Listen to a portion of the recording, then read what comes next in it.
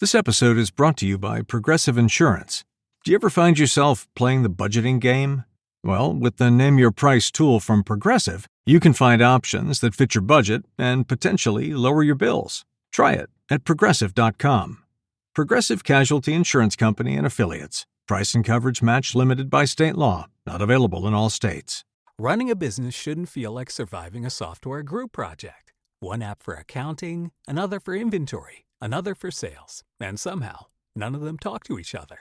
That's where Odoo comes in, an all-in-one business management software that brings every part of your business together, from sales and accounting to inventory and marketing, all in one powerful platform.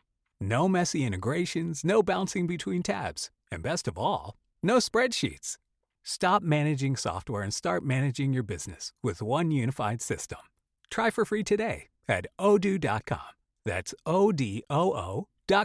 Sascha Molos, welcome to Sports Management Podcast. Thank you so much for having me, Marcus. I really appreciate being here. It's great to have you on the show. So you are the head of OT Select and director of content operations at Overtime. So it's a mouthful, it's a big title. So can you tell us, what does this role entail?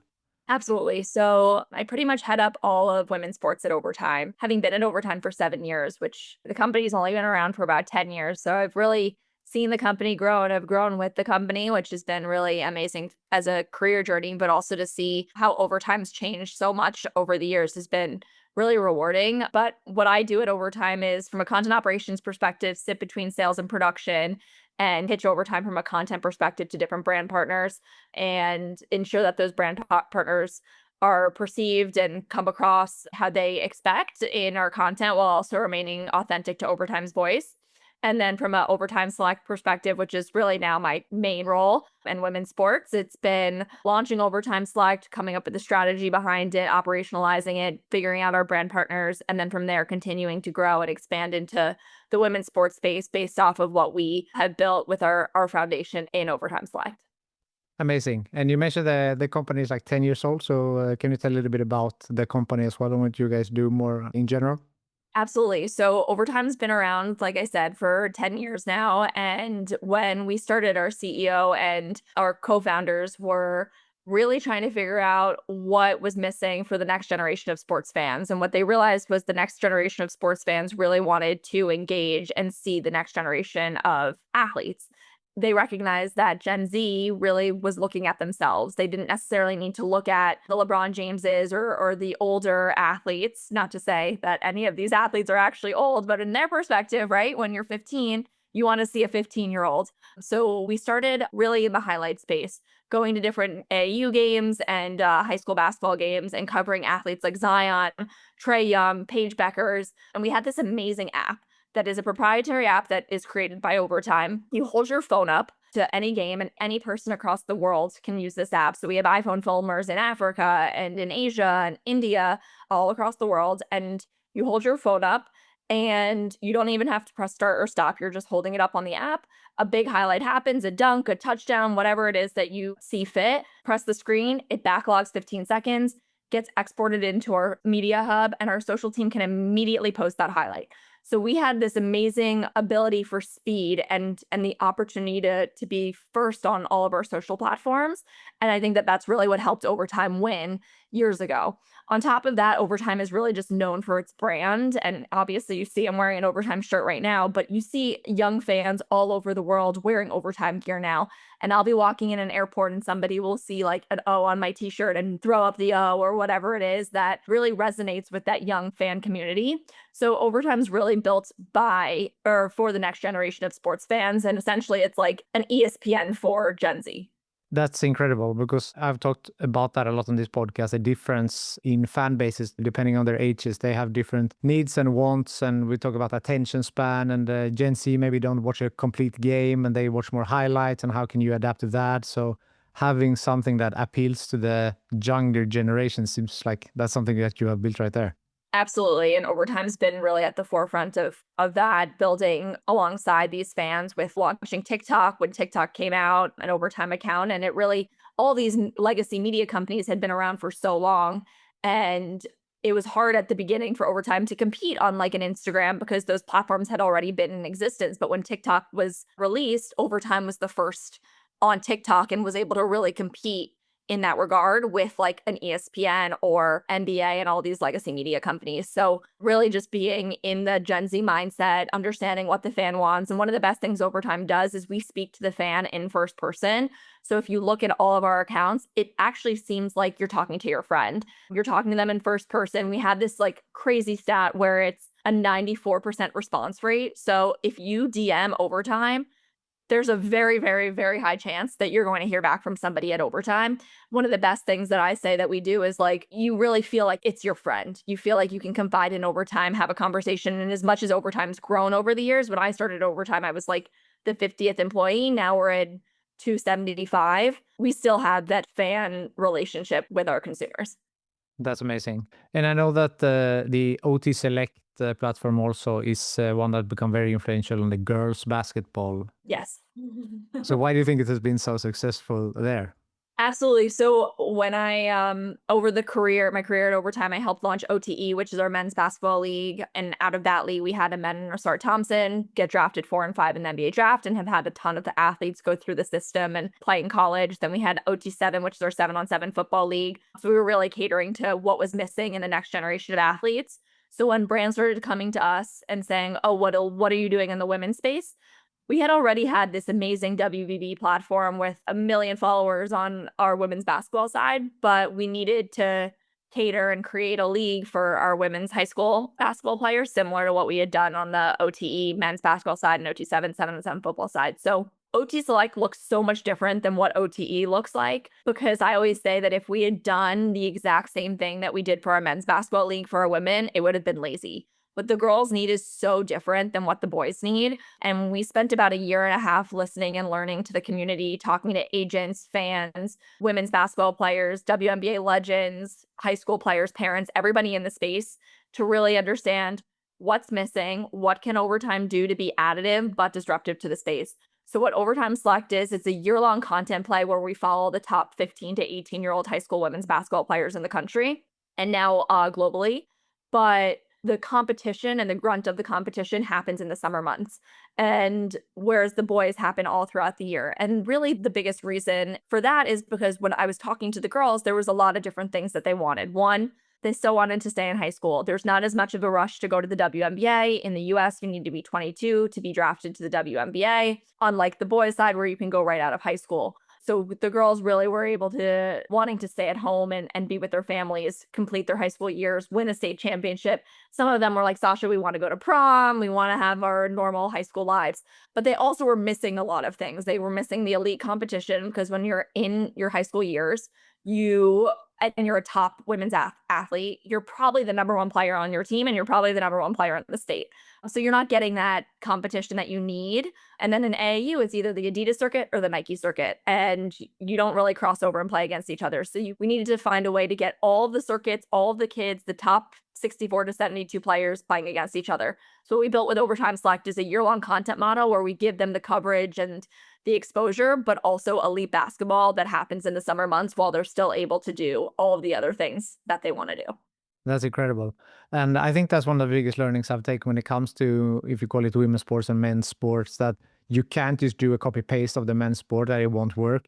And that you need to see it as its unique product and what's missing and creating something unique for that specific sport or group or... Exactly. It's so important. And women's sports are obviously growing. But right now, what you see is when you talk about women's sports, it's women's sports holistically, where it's like, oh, here's men's basketball and men's football and this team and this team. And women's sports is just this like category that's still trying to be figured out and cracked into. And hopefully the investment in women's sports changes where it's like, oh, we're going to invest in women's basketball and women's flag and all these different outlets. But it's been really fascinating to see the two differences, but it's also really amazing to see that our male audience and our women's audience all love to watch our elite high school women's basketball players, and it's consistent fandom across the board. Yeah. So women's basketball has experienced incredible momentum in the recent few years, specifically maybe on professional level as well. And is that something you see trickle down when you talk to like high school and college? Yes, absolutely. So I think women's basketball is really unique where, to your point, there are stars in women's basketball now. And it's the first time that you're really seeing. I mean, you had the Diana Taurasi's and the Sue Birds and all these epic legends, but the Caitlin Clark movement obviously changed a lot of the basketball game. And you're seeing our fans want to watch our high school women's athletes because you're like, oh, is this Gigi Banks kid going to go play at South Carolina? Or is this kid, Olivia Edwards, going to be the next star that can dunk in the WNBA? You're really starting to invest in these high school players' personalities. And then also, obviously, you have these college teams and the momentum of being a fan of a college women's basketball team. But you see the trajectory and the growth of it across the board, absolutely. Do you think that this is like just a beginning, or do you think that it has it's reaching its peak, or where do you think it is with regards to like fandom, interest, investment, and so forth? Still think we're at the beginning of it. I still think that women's sports, women's basketball have so many areas for growth still, and understanding how to really invest in, like I was saying, not just women's sports holistically, but investing in different avenues of women's sports, whether it's players, teams, leagues, etc. I think that it's only a continued uphill investment opportunity, business opportunity, and that the players will continue to create fandom around them. It's really amazing to see just the trajectory of it. I mean, I've been working with players like Flau'jae Johnson and Paige Beckers for the past 7 years, and they were just in high school when I started working with them. And now they're global names that people are so excited to be around and have built businesses for themselves. And the fact that they are so in tune with, yes, we want to be elite hoopers, but also how do we build business women, which is such a mission of Overtime Select. Those two women are just perfect examples of how you can become a holistic athlete from a business perspective and competitive standpoint. I mean, Flau'jae is owning an Overtime Select team this year, and Paige has been somebody that we've been following and covered in the draft, continue to cover the WNBA as an advisor for us. So it's really just such a holistic community in the women's basketball space. And it creating more role model for the younger girls coming up as well. Yes, absolutely. And they want to give back. Nafisa Collier this year, who is also an Overtime Select advisor, actually called two of our girls that are captains to offer them their captain spot this year. And one of them told us in advance, our captain, Micah, she was like, I'm a huge Nafisa fan. She's my favorite athlete. So it was a really warm moment to see Nafisa hop on a Zoom and see Micah's surprised face when she got to interact with these women, because they genuinely care about giving back and being that role model for our players. How do you think that NIL has affected, like, when it comes to creating fandom and using your own personal brand and thinking about your own personal brand? Yes, absolutely. I mean, NIL has been an amazing opportunity for these high school and college athletes, especially on the women's side. I mean, with the CBA and the changes in salary for the WNBA, that was a huge growth point for the W and for the women's athletes. But also the fact that these athletes, men and women, are able to earn in these key years of high school and college is huge. Obviously, there's so many different compliance rules, and different states have different rules, which Overtime is very in tune with. And we have a whole compliance team that's ensuring that our players remain eligible. But the fact that these athletes are able to monetize off of their name, it's been a great learning opportunity for them. I mean, they learn how to, like I said, become business people at such early ages, and learning how to interact with adults, learning how to interact with different brands, understanding what's good for you from a personal perspective, like the opportunity to say yes, but also the opportunity to say no. You know what? Like, that brand's not right for me. It doesn't resonate with my personality or what I want to promote or who I am as a human. So I think it's really been a great opportunity for these athletes and their parents to understand how the business perspective works. Yes, it can be scary, right? You're 15 years old and you're getting these NIL deals and learning how to manage your money and making sure that the right people are in your corner. But overall, I think the opportunity to earn off of your name, image, and likeness has been incredible for young athletes. I think so too. And my assumption is that girls and young women maybe are better at it than some men and boys are. I don't know. Is that you should? No, it's a good assumption. And I actually think you're right. It's not verified or anything, but our women are so excited when a brand comes and says, I want to work with you, or let's do this kind of like day in the life TikTok or whatever it may be. And usually it's a simple piece of content, especially for a high school athlete. I mean, some of them, like Kalina Smith, is signed with Adidas, and she's the number one player in the class of 2027 in her senior year, going into her senior year of high school. But they're so excited. They want the opportunities. They want to say yes. They're already creating content on their own. So why not invest in them? And the most unique thing about working with these women athletes is they walk into the Overtime Select gym and they see the LEDs of Target and Elf Beauty and Gatorade, Adidas, State Farm, and they will remember. They're going to be like, that brand invested in me when I was in high school, and they took note of me and they wanted to work with me and they invested in Overtime Select, and I want to continue to work with them throughout my professional career. Yes, I wanted to talk about that. You mentioned them there, but Adidas, Google, Gatorade, Target, State Farm, I mean, Yeah. huge companies that have decided to invest in women's football and partner with you guys. So how important is that? And what do you think that they see in this partnership?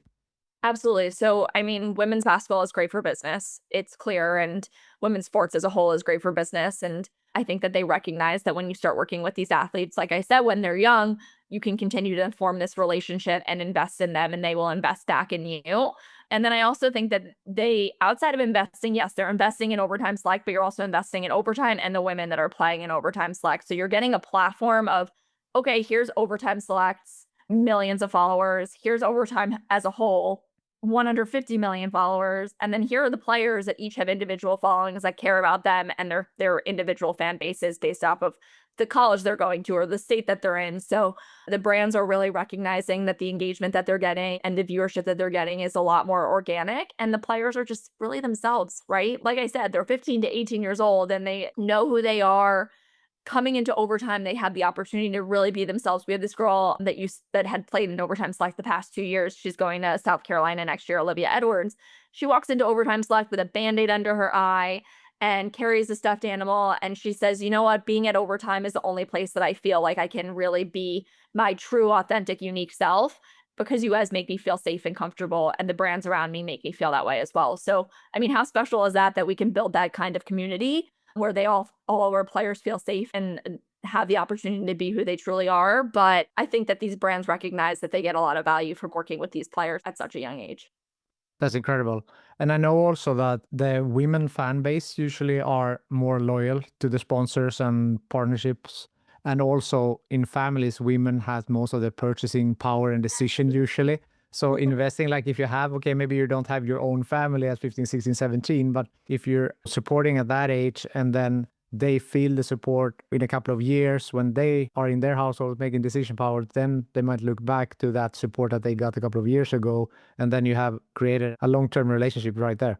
I read a statistic recently where it was like young women are purchasing almost $400 a year in beauty products, and like their purchasing power, to your point of mom and dad, this is what I want to buy, or parent, this is what I want to buy. Like they have a lot of authority in the house of specific products that they're seeing on television. And so that, to your point, like the fans are recognizing, oh, Elf Beauty is all over Overtime Select and the players are using it and I want to be like this girl, and you have that authority in your household. It is very true. It's not just the women consumer, it's young women fans that also have purchasing power and influence in their households as well.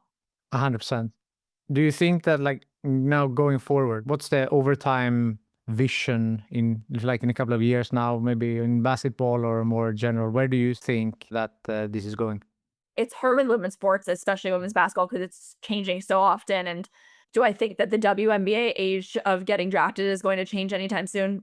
I don't know. Probably not, especially just because the recent CBA negotiations happened. But my hope for Overtime women's is that the community that we're fostering with our high school women's girls throughout Overtime Select continues to develop throughout their college and professional years, and we continue to build these amazing relationships with these athletes. I'm convinced that we're going to have like 8 of the top 10 picks in the WNBA draft in a few years when we have our first class of girls get drafted. But we also have the opportunity to really do something special with universities now. So this past March, feels like a year ago, this past March and April, we partnered with the UConn women's basketball team in a first of its kind branded content studio partnership where we were the official content partner for UConn women's basketball. We built a studio in Gamble Pavilion, and the athletes had the opportunity to come in, create content, and we partnered with Wendy's and Google Gemini. And this was completely separate from Overtime Select, but it's a funnel, right? Like Khalees Fisher played in overtime select year 1. She was a freshman at UConn.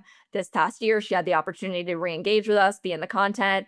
And it all happened because of a partnership and the friendship that I had with Paige Beckers of being invited to her Nike Player Edition sneaker drop, where I met Coach Gino and had the opportunity to really brainstorm with him how we can build more opportunities for college women's athletes and create more NIL opportunities for these players as they go on to their NCAA careers. So I think that it's overtime select.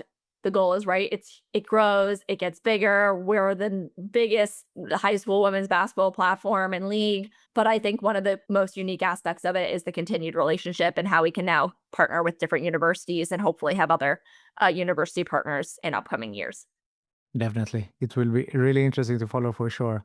Absolutely. So if we dig into your career journey, you have been a radio talk show host, you have worked for Octagon, Intersport, and now at Overtime. So how did you get into the sports industry? What maybe your like first memories with sports, and how's your journey been like since? Absolutely. Wow. My radio talk show days at University of Wisconsin. I really digging deep into the LinkedIn.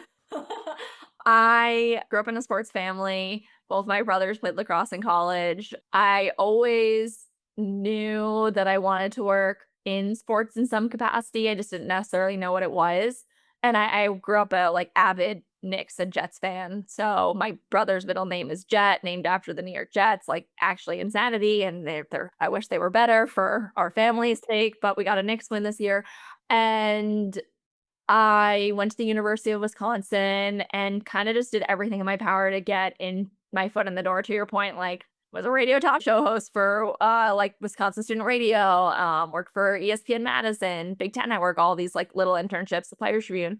And then when I graduated, I fortunately got an internship or a training program with Octagon, and I kind of spiraled my career because there are 2 women at Octagon that one is still there, Alyssa Romano, and she is runs all PR and communication there. And then the other, Erin Kane, is at Excel Sports and is Caitlin Clark's agent. And just both of them remarkable women who really just helped create my career. So Alyssa was who I worked for at Octagon, and then I thought I wanted to be in production after, so I moved back to the Midwest and lived in Chicago, worked at Intersport as a production assistant.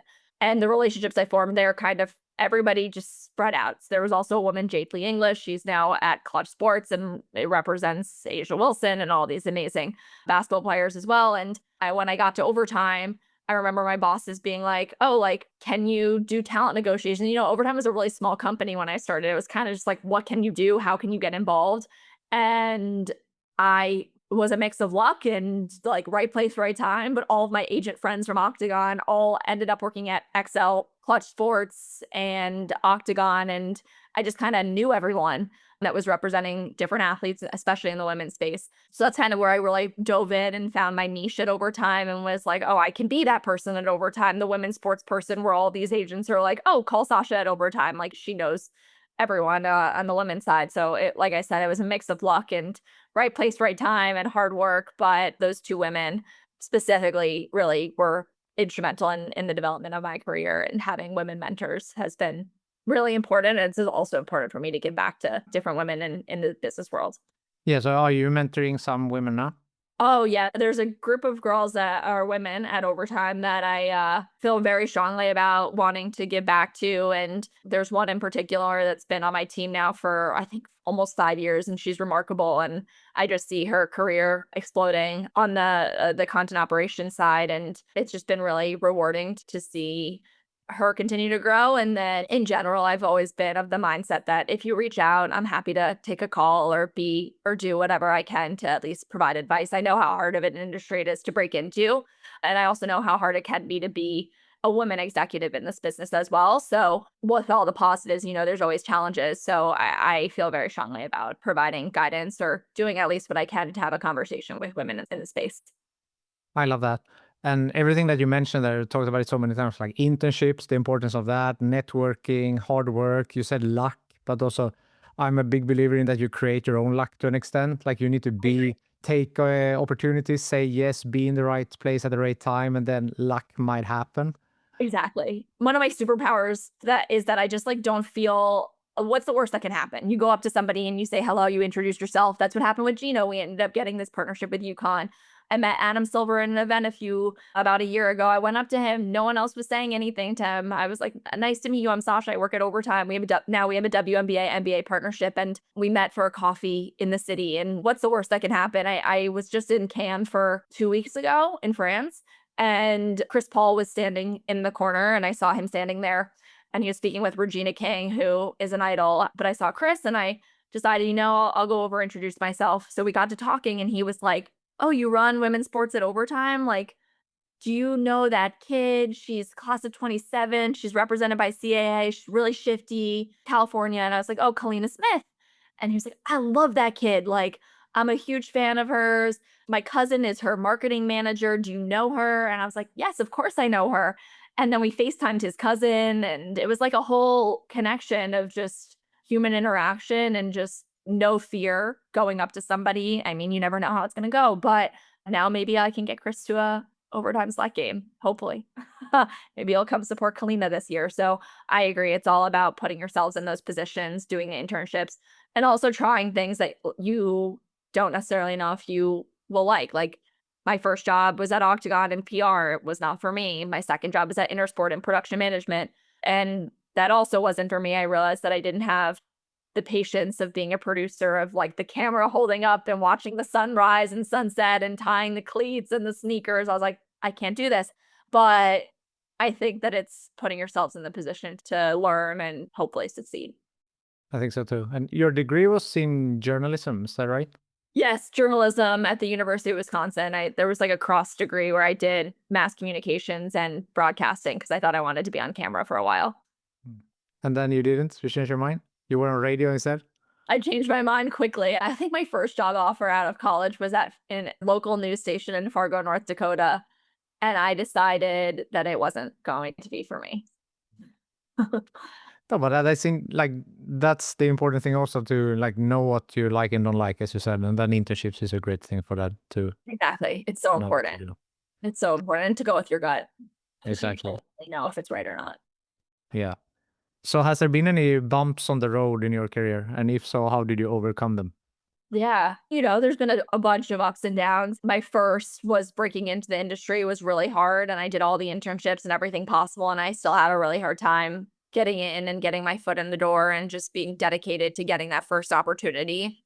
And knowing when eventually, like, I remember when I got the offer at Octagon and it was in their training program, I called my parents and I was crying to them because I was like, "It's just a training offer." And my parents, "What is wrong with you? Like, you take it, you do it."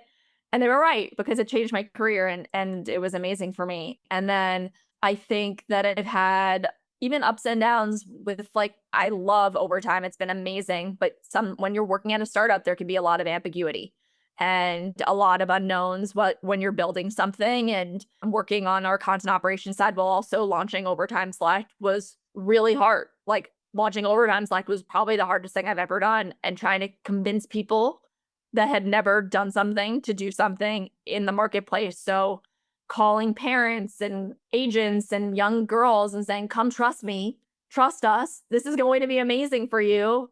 But I also understand, like, we've never done it before. Like, I'm investing in you, but you're also trying to invest in me. And that was really, really, really hard.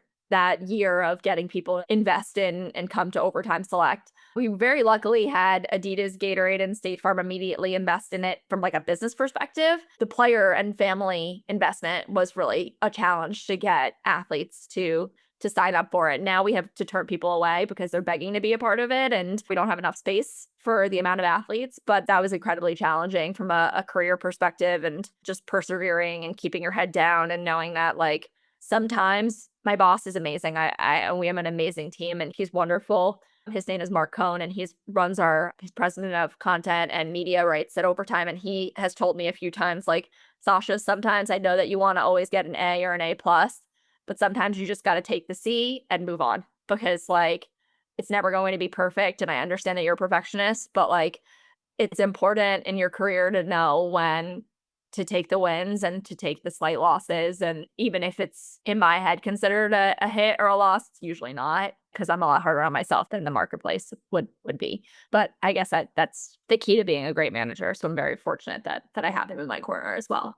Yeah, that's having the right bosses and managers is really important. I saw that you should, some people advise you more like to look more to the manager versus like the company almost, because that person can be so instrumental for your career and development and everything. Oh, 100%. He's remarkable. He kind of just has been like, you run your department and call me when you need me, and I'm here. And he's an amazing manager. So I've been very fortunate. That's great to hear. So you mentioned it's tough to break into the industry, and maybe it's still a male-dominated industry, although women's sports is on the rise, as we had said. But if you can give some advice to girls and women who want to pursue a career in the sports industry, what would that be? Oh, it's such a hard, because I think it's gotten even harder now to break in than when I did it 10 years ago. I would say that my first piece of advice is, it's the generic corny ones of being a sponge and knowing how to communicate. But I actually think that there's a lost art in communication with AI. And I think the importance of like knowing how to write an email and knowing how to send a follow-up note actually goes such a long way, because the amount of follow-up notes that I don't get is mind-boggling to me, because it takes 2 seconds to send one. And I was raised with, you talk to somebody, you send a thank you. And I think that would be my first big piece of advice. And then to continue to just network and go with your gut, because I really am a firm believer that if the job is right for you, like you have a feeling that it's worth it and worth taking and investing in. But it's hard. Like, I don't know if I would have gotten my job now at this point if I was trying to get into overtime now. It's such a challenge to break into, and we need more women, and we need more women executives, and women supporting women is so imperative. I can imagine it being a challenge, especially with just the job market in general right now. But just be a sponge, ask questions, don't be afraid to ask questions, and look for people that are invested in your career and want to help support you.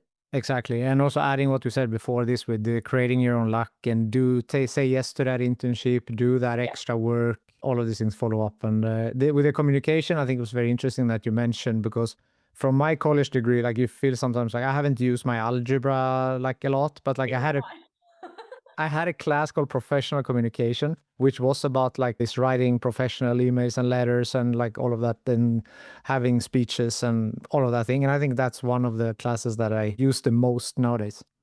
Yeah, I wish that was a thing. Like, I wish I took a class like that. And you can tell when an email is written by AI. Like, you can even tell with the dash marks based off of how they're written. So I just feel like it's a lost art and is something that people need to really invest in. And I am a firm believer in there should be courses about like building a resume, writing a cover letter, sending an email, knowing when to send a follow-up, and utilizing your LinkedIn to your advantage. But the email specifically, that one for me is, if I don't get a follow-up email after an interview, usually you're not the right candidate for a job on my team. So that's a good advice for people who want to work at overtime as well. Send that follow-up. Send that follow-up. It takes 2 seconds, and it's like 1 out of 10 people that do it. So at least from what I've experienced. Amazing. Anything that I haven't asked you yet that you want to mention? No, I feel like you covered everything. What a comprehensive interview over here. This was great. I'm really grateful for the opportunity. And I would just say that everyone should go check out Overtime Select, and our games start July 31st this year. So coming up in the upcoming weeks, and we have the top players in the classes of 27, 28, and 29 this year, which is amazing. So come support our women, support Overtime, and yeah, that's pretty much it. Is there a website and social media handles and stuff so they can follow you guys? Yes, primarily social media. So at Overtime across all of our Overtime handles, and at Overtime Select on all of our Instagram, TikTok, YouTube as well. So definitely follow us there. Awesome. Sascha, it's been a pleasure talking to you. Thank you so much for joining Sports Management Podcast. Thank you so much for having me. It's been wonderful, and you're lovely. So great to meet you. Thank you. Same to you. Thank you for listening to the Sports Management Podcast. Please hit the follow or subscribe button on your podcast app so you don't miss out on any upcoming episodes. If you want to get in contact with me, send an email to sportsmpodcast@gmail.com, connect with me on LinkedIn, or follow the podcast on Instagram, X, and Facebook @sportsampodcast. This summer, turn your gifting game up during the Summer Plant and Garden Sale at 1-800-Flowers.com. Right now, you can score up to 30% off succulents, bonsais, fresh-cut blooms, and more. Whether you're celebrating a birthday, sending a thank you, or a just because surprise, 1-800-Flowers lets you save big on a stunning selection of gifts. Save up to 30% off during the Summer Plant and Garden Sale at 1-800-Flowers.com/podcast. That's 1-800-Flowers.com/podcast. Gift something unforgettable today.